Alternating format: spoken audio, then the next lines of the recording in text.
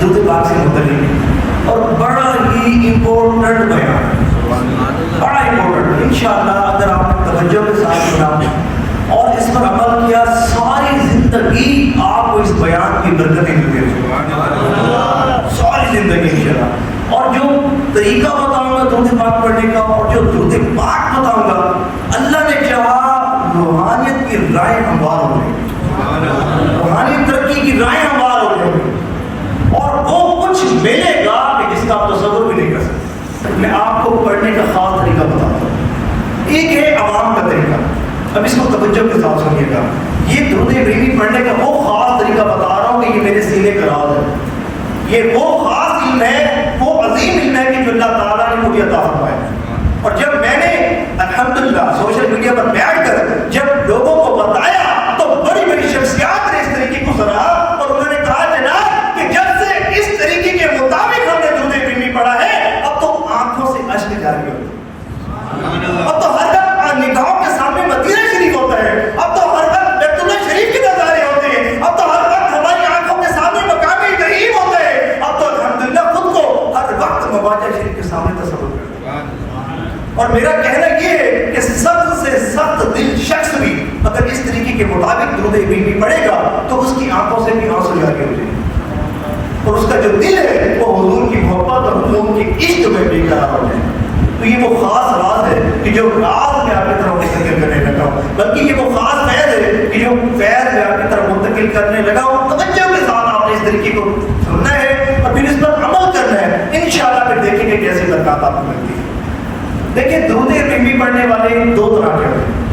اور یہاں ایک بات میں پہلے بتا دوں کہ کوئی بھی عبادت ہو جب تک اس کو خشوع و خضوع کے ساتھ نہ کیا جائے، جب تک اس کو اداب کے ساتھ نہ کیا جائے، جب تک اس کو درست طریقے کے ساتھ اور اہتمام کے ساتھ نہ کیا جائے نا تو اس کی اتنی زیادہ برکات نہیں ملتی. اس عبادت کو جتنے زیادہ اہتمام کے ساتھ، اداب کے ساتھ، خشوع و خضوع کے ساتھ، درست طریقے کے ساتھ کریں گے نا وہ عبادت اتنی زیادہ اللہ کی بارگاہ میں قبول بھی ہوگی، مقبول بھی ہوگی، اتنا زیادہ آپ کو ثواب ملے گا. تو پہلی بات یہ کہ جب بھی کوئی عبادت کرے، عبادت کرتے ہوئے اس عبادت کا ترجمہ آپ کو معلوم ہونا چاہیے. آپ نماز پڑھے آپ کو پتہ ہونا چاہیے کہ میں اللہ کی بارگاہ میں عرض کیا کر رہا ہوں. اسی طرح درود ابراہیمی پڑھ رہے ہیں تو آپ کو اس کا ترجمہ ضرور معلوم ہونا چاہیے کہ میں درود ابراہیمی پڑھتے ہوئے اللہ پاک کی بارگاہ میں کیا عرض کر رہا ہوں، کیا عرض کر رہا ہوں. اچھا، اب ایک ہے عوام کا طریقہ. عوام کیا کرتی ہے؟ درود ابراہیمی پڑھنا شروع کیا، درود ابراہیمی پڑھنا شروع کیا، پڑھا اللہم صلی علی محمد، یعنی کہ بے توجہ کے ساتھ گزر گئے، بے توجہ کے ساتھ. یار اللہ پاک کا نام لینے کا آپ کو شرط حاصل ہوا. درود ابراہیمی پڑھا، اسٹارٹ کہاں سے ہوتا ہے؟ اللہ پاک کے نام سے. اور اسی درود پاک کی خاص بات یہ کہ اس میں دونوں اذکار موجود ہیں کہ اللہ کا ذکر بھی موجود ہے، اس کے میرے حبیب صلی اللہ علیہ وسلم کا ذکر بھی موجود ہے. اچھا، کسی نے درود پاک درود ابراہیمی پڑھنا شروع کیا، اللہم، تو بغیر توجہ کے ساتھ کیوں گزر گیا؟ سب سے پہلا سوال، یار اللہ پاک کا پیارا پیارا نام آپ کو لینے کا شرط حاصل ہوا اور آپ بے توجہ کے ساتھ گزر گئے. کہ مالک کی کائنات، کہ جو خالق کی کائنات ہے، کہ جو آپ کے ہر ایک چیز کا مالک ہے، کہ جو روز جزا اور یوم حساب کا مالک ہے، جو جنت اور دوزخ کا مالک ہے، کہ جس کی اجازت اور پرمیشن کے بغیر پتہ بھی نہیں ہل سکتا، جس کی اجازت کے بغیر آپ کو کوئی چیز دفع نہیں پہنچا سکتی، کسی چیز کا فیض نہیں مل سکتا. اگر اللہ نہ چاہے تو آپ کو درود پاک کا بھی فیض نہیں مل سکتا. ارے اللہ پاک کا پیارا پیارا نام آپ کو لینے کا شرف حاصل ہوا، آپ کے دل میں اللہ کی عظمت پیدا نہ ہوئی، آپ کے دل میں اللہ کی شان و عظمت پیدا نہ ہوئی، آپ کے دل میں اللہ کا خوف پیدا نہ ہوا، آپ کا دل اللہ پاک کی محبت میں بے قرار ہی نہ ہوا، آپ کی طرف آپ کی جو توجہ تھی وہ اللہ پاک کی طرف ہی نہ گئی کہ میرا جو پاک پروردگار ہے کہ جس نے مجھے درود پاک پڑھنے کا حکم ارشاد فرمایا، وہ کہ جو مجھے دیکھ رہا ہے، میری ہر کیفیت سے واقف ہے، اللہ پاک کا تصور ہی آپ کے دل میں پیدا نہ ہوا. آپ نے درود پاک تو پڑھا، اسٹارٹ میں اللہ کا نام لیا، لیکن بے توجہی کے ساتھ گزر گئے کہ وہ اللہ کا پاک ذکر کہ جو بے چین دلوں کا چین ہے، جو بے چین دلوں کا چین ہے، کہ جو مقصد اللہ کا ذکر کرتا ہے، اللہ کی معرفت اسے نصیب ہوتی ہے، اللہ کا قرب اسے نصیب ہوتا ہے اور مقام ولایت میں داخلہ اسے نصیب ہوتا ہے. کئی ایسے بزرگ کہ جن کی ولایتیں اس میں جلالت اللہ پر تھی اور ہیں، اور آپ نے درود ابراہیمی شروع کیا اور اللہ کا نام لیا اور پھر توجہ کے ساتھ گزر گئے.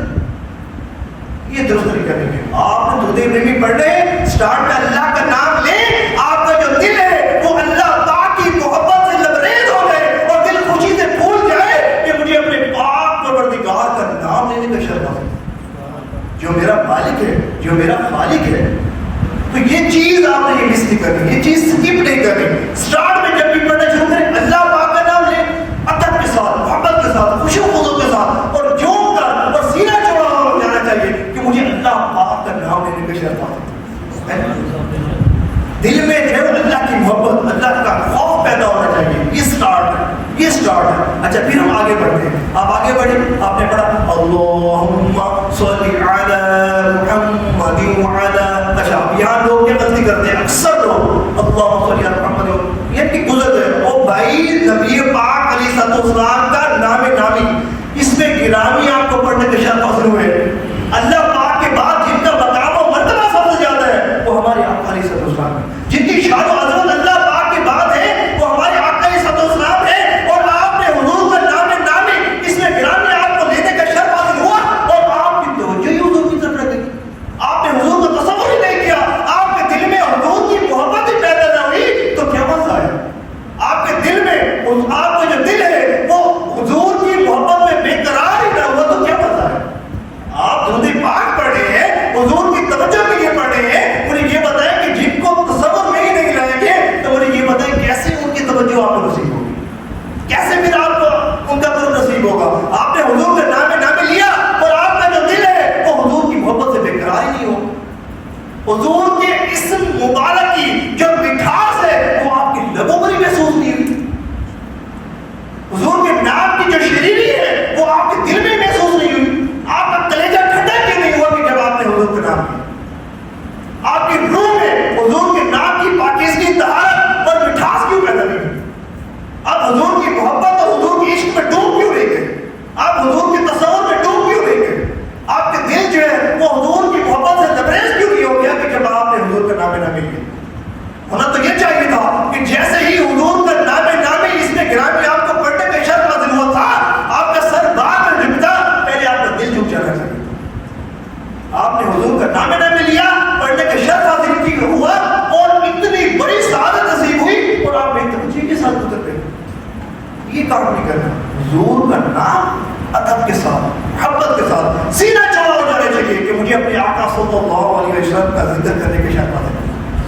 حضور کی محبت میں بے قرار آپ کو ہو جانا چاہیے، حضور کے تصور میں، حضور کی محبت میں، حضور کے عشق میں ڈوب کر آپ کو حضور کا نام لینا چاہیے۔ اور کئی ایسے بزرگ گزرے اور آج بھی ایسے بزرگ پائے جاتے ہیں کہ جو حضور کا نام بے وضو نہیں لیتے، اور آپ نے حضور کا نام لیا، حضور کا نام نامی اس میں گرامی آپ کو پڑھنے کا شرف حاصل ہوا، نہ دل میں حضور کی محبت، نہ عشق، نہ ادب، نہ تصور، ایسے ہی گزر گئے۔ یہ کام نہیں کرنا۔ اسٹارٹنگ میں اللہ کا تصور، اللہ پاک کا، پھر اس کے بعد جب سرکار کا نام ہے سرکار کا تصور، مسجد نبی شریف علیہ صاحب صلاۃ والسلام کا تصور، سبز گنبد شریف کا تصور، واجہ شریف کا تصور، بھئی یہ وہ ہے کہ جن پر اللہ پاک نے آپ کو درود پاک پڑھنے کا حکم ارشاد فرمایا ہے اور آپ تصور میں ہی ان کو نہیں لا رہے۔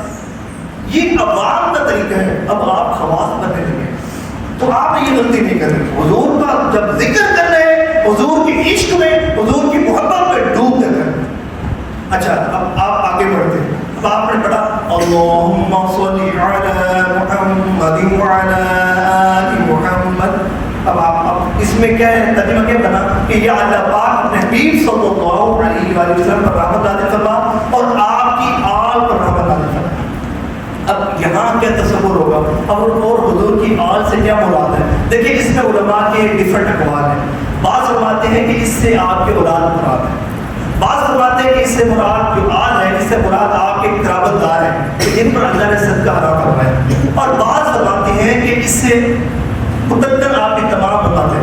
اور حضرت جابر بن عبداللہ رضی اللہ تعالیٰ عنہما صحیح سند کے ساتھ مروی ہے، فرمایا کہ اس سے مراد حضور کی تمام امت ہے، آج سے مراد حضور کی تمام امت ہے۔ اچھا اب آپ نے جب تصور کیا، اب آپ نے پڑھنا شروع کیا کہ یا اللہ پاک حضور صلی اللہ علیہ وسلم پر رحمت نازل فرما اور حضور کی آل پر رحمت نازل فرما۔ اب نقطے کی بات ہے، اور یہ وہی میں بتا رہا تھا نا کہ یہ وہ راز ہے کہ اللہ نے مجھے عطا فرمایا، اور جو جن کو بتایا، جنہوں نے پڑھا ان کو بڑا نفع سے ہوا۔ اب جب آل کا تصور کریں گے اس میں آپ نے کیا یہ فیض حضرت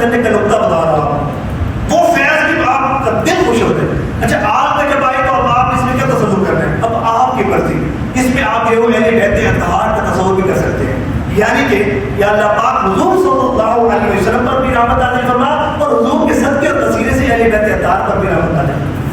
اچھا بندت پاک کا تصور آپ کر سکتے ہیں, حضور نبی پاک علیہ السلام کی ازواج کا تصور آپ کر سکتے ہیں, حسنین کریمین کا تصور آپ کر سکتے ہیں, خلفائے راشدین کا آپ تصور کر سکتے ہیں, کسی بھی صحابی کا آپ تصور کر سکتے ہیں, سرکار مقدار حضور غوث پاک کا تصور آپ کر سکتے ہیں, اپنے شیخ کا آپ تصور کر سکتے ہیں. تصور میں کہ یا اللہ پاک حضور پر بھی رحمت نازل فرما اور حضور کے صدقے سے, حضور کے وسیلے سے میرے فلاں کی مرشد پر بھی تصور رحمت نازل فرما, تو یہ رحمت ان پر بھی برسے گی. بات یہ کہ فائدہ آپ کو یہ ہوگا کہ جب آپ تصور میں سرکار مقدار حضور غوث پاک کو لائے کہ تصور کر رہے ہیں کہ جو میں درود پڑھ رہا ہوں اللہ کی بارگاہ میں عرض کر رہا ہوں کہ اللہ پاک حضور پر رحمت نازل فرما اور حضور کے وسیلے سے اب سرکار مقدار حضور کی امت میں سے, اللہ کی بندوں میں سے, تو جب آپ نے تصور کیا کہ اللہ پاک ان پر بھی رحمت نازل فرما, اب ہوگا کیا؟ ایک تو آپ کو حضور غوث پاک کا تصور کرنے کی شرط حاصل, تصور کرنے کی شرط حاصل ہوا. دوسرا آپ نے یہ نیت کی, ارادہ کیا, دعا کی کہ یا اللہ پاک سرکار مقدار حضور غوث پاک پر بھی رحمت نازل فرما. اب ہوگا کیا کہ حضور غوث پاک کی توجہ آپ کو نصیب ہونا شروع ہوگا, حضور غوث پاک کا قرب آپ کو حاصل ہونا شروع ہو جائے گا, یہاں تک کہ جس چیز کو تصور میں آپ لائے گا ان کی توجہ آپ کو نصیب ہونا شروع ہو جائے گا. یہ بڑے نقطے کی بات ہے اور یہ بڑی علمی بات ہے اور یہ ہر کسی کو نہیں پتا, اور یہ سوائے ان کے, اور یہ آپ جا کر دیکھ لیں, پورا یوٹیوب پورا سوشل میڈیا کا دور پر دیکھیں, سوائے میرے لیکچر سے کسی کو یہ طریقہ آپ بتاتے نہیں ملیں گے. ہاں اب جو آئیں گے ویڈیوز بعد میں آئیں گے, یہ پہلے الحمدللہ بیان ہو چکا ہے, بہت لوگوں نے سن چکا ہے.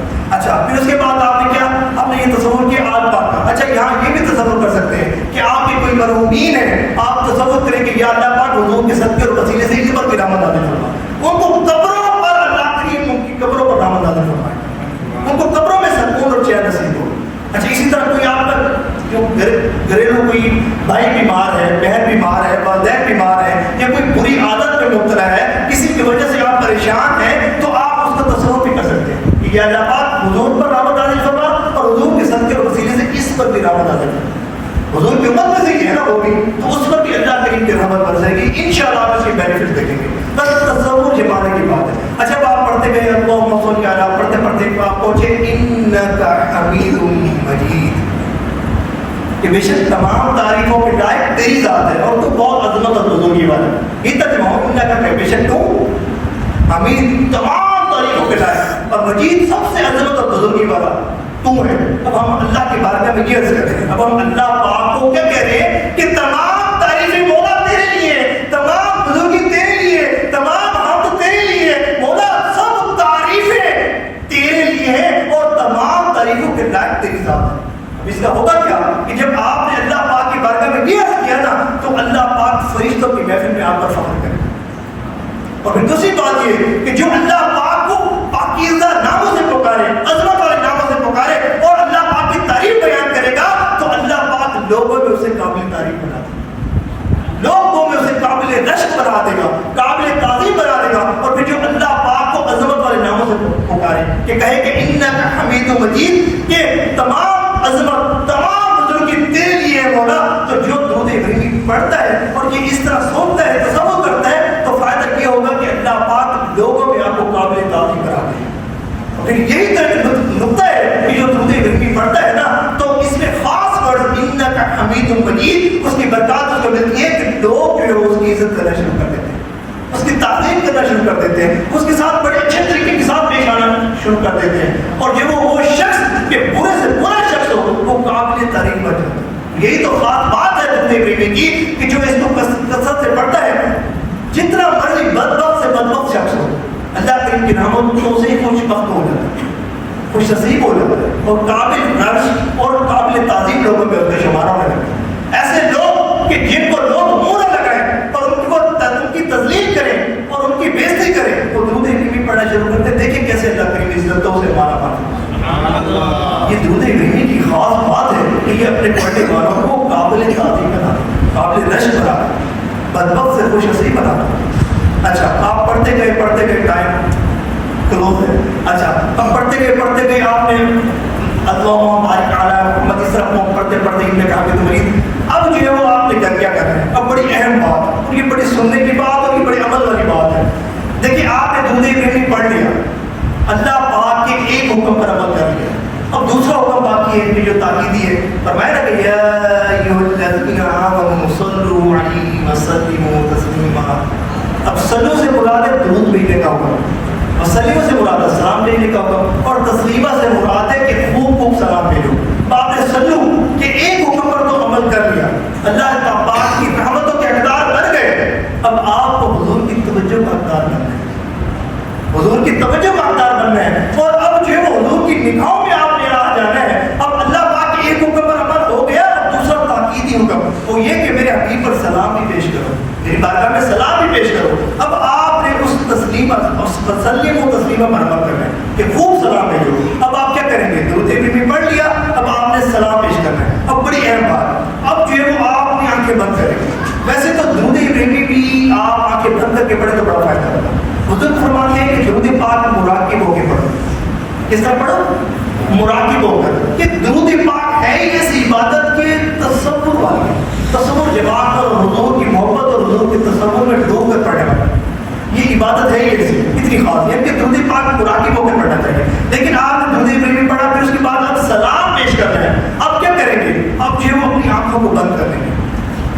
بہتر تو یہ کہ کھڑے ہو جائیں، اب آپ اپنے ہاتھوں کو باندھ لیں اور تصور میں مدینہ شریف پہنچے. ویسے تو درود ابراہیمی پڑھتے ہوئے آپ نے یہ تصور رکھنا ہے کہ میں مواجہ شریف کے سامنے حاضر ہوں، سب امت شریف کے سامنے حاضر ہوں. لیکن بالخصوص جب آپ سلام عرض کریں گے تو آپ نے تصور کرنا ہے کہ میں مواجہ شریف کے سامنے سچ مچ میں مواجہ شریف کے سامنے حاضر ہوں. اب جو وہ اپنے گناہوں پر شرمندہ ہوں، عاجزی کی ساری اختیار کریں اور یہ سوچیں کہ میں اتنا گناہگار بدکار سیاہکار شخص کہ زمین پر بھی میں نے گناہ نہ کر کے وہ اتنے پاک جو ہے وہ میرے نبی ہے، ان کی مقدس بارگاہ میں حاضری کا وقت ہے کہ یہ وہ ہے کہ ان کی بارگاہ میں بڑے بڑے سلطان بھی حاضر ہوتے ہیں تو ان کے سر جو ہے وہ ادب کے ساتھ جھک جاتے ہیں. بڑے بڑے شہنشاہ بڑے بڑے بادشاہ جب حضور کی بارگاہ میں حاضر ہوتے ہیں ان کے سر جو ہے وہ ادب کے ساتھ جھک جاتے ہیں. اب آپ نے جو ہے وہ عاجزی کے ساتھ انکساری کے ساتھ اور جو ہے وہ اپنے گناہوں کو ذہن میں رکھتے ہوئے اور اپنے آپ کو یہ جانتے ہوئے کہ میں کتنا گناہگار ہوں، اور اس کے ساتھ حضور کی شان و عظمت کو ذہن میں رکھتے ہوئے، حضور کا تصور ذہن میں رکھتے ہوئے، اور حضور کتنے مقام و مرتبے والے ہیں اور کتنے جاؤ جلال والے ہیں، یہ تصور رکھتے ہوئے آپ نے یہ پڑھنا ہے السلام علیکہ ایھا النبی ورحمۃ اللہ وبرکاتہ. اس طرح کہ بالکل جو ہے وہ عاجزی کی ساری کے ساتھ سنجیدگی کے ساتھ ندامت کے ساتھ اور پتہ ہو کہ میں کتنی پاک بارگاہ میں حاضر ہوں. اس طرح جو ہے وہ آپ نے سلام پڑھنا ہے. اور پتہ ہے کیا ملے گا؟ ویسے تو حضور سلام کا جواب عطا فرماتے ہیں، حدیث سے نا حضور کے پاک علیہ السلام نے ارشاد فرمایا کہ مشکات المصابیح کی حدیث سے فرمایا کہ جو مجھ پر سلام بھیجتا ہے اللہ پاک میری روح کو لٹا دیتا ہے اور میں اس کے سلام کا جواب دیتا ہوں. ایک بزرگ گزرے حضرت محمد بن علی رحمۃ اللہ علیہ، مفتی امین صاحب نے اپنے کوثر میں ان کا واقعہ لکھا ہے. یہ وہ بزرگ تھے کہ جب نماز میں نا تشہد میں حضور کی بارگاہ میں سلام عرض کرتے تھے نا، حضور آپ کے سلام کا جواب عطا فرماتے.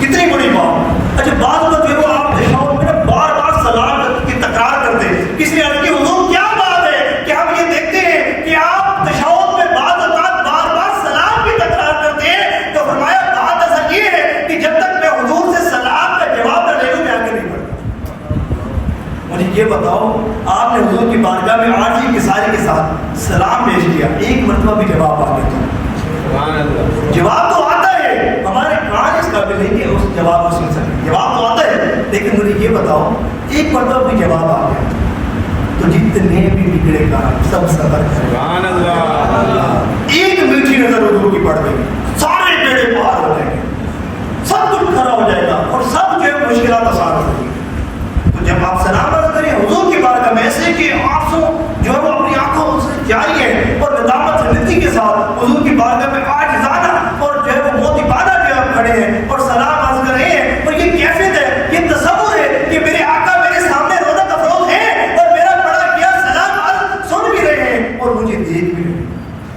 اور یہ وہ طریقہ ہے کہ جو حضرت شیخ عبدالحق محمد دہلوی رحمۃ اللہ علیہ آپ نے ارشاد فرمایا کہ وہ درود پڑھ اور اس طرح پڑھ کہ گویا کہ نبی پاک علیہ السلام تیرے سامنے رونق افروز ہے اور تیرا پڑھا گیا درود پاک سن بھی رہے ہیں اور تجھے دیکھ بھی رہے ہیں.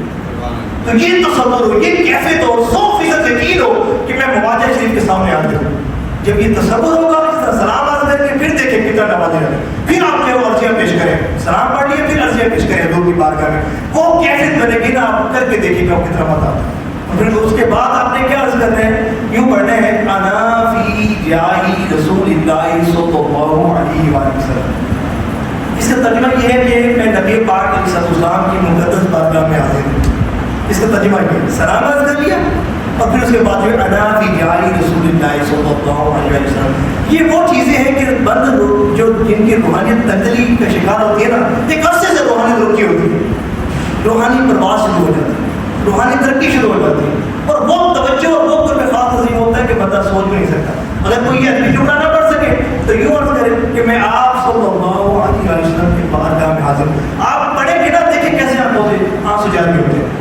اب کریں گے کیا, درود ابراہیمی پڑھیں پھر سلام, پھر درود ابراہیمی پڑھیں پھر سلام, اور پھر جب پڑھ چکے اس کے بعد وہ ایک تسبیح سلام کی اس طرح جو نماز میں پڑھتے ہیں, تو پھر ایک تسبیح انا فی جاہی رسول اللہ صلی اللہ علیہ وسلم پڑھیں, یا پھر میں کیوں پڑھیں کہ میں آپ صلی اللہ علیہ وسلم کی مقدس بارگاہ میں حاضر ہوں. اور یہ وہ خاص طریقہ ہے, اس طریقے کے مطابق پڑھے پھر دیکھیں کتنے نمازیں جاتے ہیں. اور بالخصوص جمعہ کے دن نماز کے بعد آپ اس کو کھڑے ہو کر پڑھے پھر دیکھیں کتنا نمازیں جاتے ہیں. ٹھیک ہے جناب, اور